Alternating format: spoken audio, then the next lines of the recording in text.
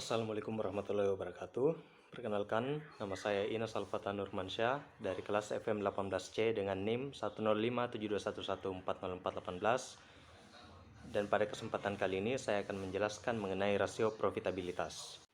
Secara sederhana, rasio profitabilitas merupakan rasio yang digunakan untuk mengukur kemampuan perusahaan untuk mendapatkan profit atau keuntungan.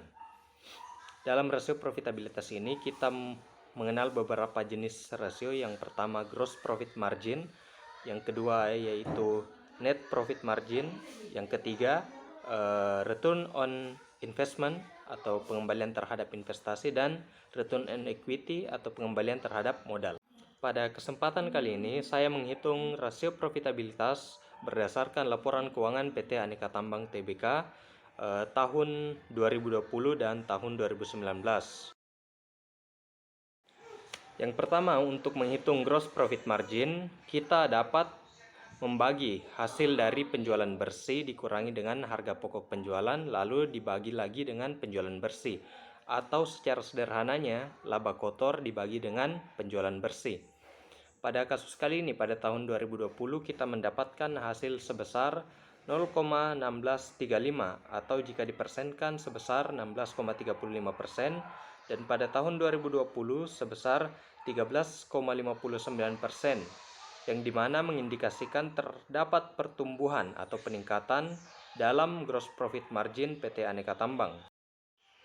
Selanjutnya untuk net profit margin pada tahun 2020 kita dapat membagi earning after taxes atau pendapatan setelah pajak dibagi dengan penjualan bersih.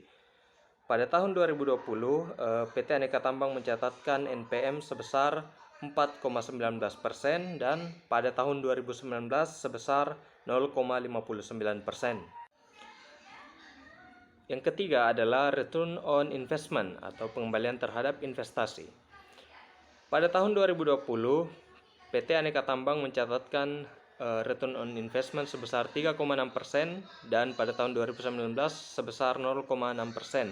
Return on investment dapat kita dapatkan hasilnya dengan membagi earning after taxes atau pendapatan setelah pajak dengan total aset. Yang terakhir yaitu return on equity atau pengembalian terhadap modal. Kita dapat membagikan pendapatan setelah pajak atau earning after taxes dengan total ekuitas, yang dimana pada tahun 2020 PT Aneka Tambang mencatatkan return on equity sebesar 6,03% dan pada tahun 2019 sebesar 1,06%.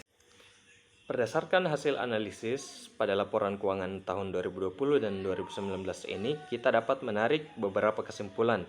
Yang pertama yaitu, jika kita membandingkan tahun 2020 dan tahun 2019, terdapat pertumbuhan yang cukup signifikan pada keempat jenis rasio, yaitu gross profit margin, net profit margin, return on investment, dan return on equity. Akan tetapi jika kita melihat secara luas atau secara umum, jumlah rasio profitabilitas pada PT Aneka Tambang masih rendah atau belum maksimal untuk menghasilkan keuntungan atau profit.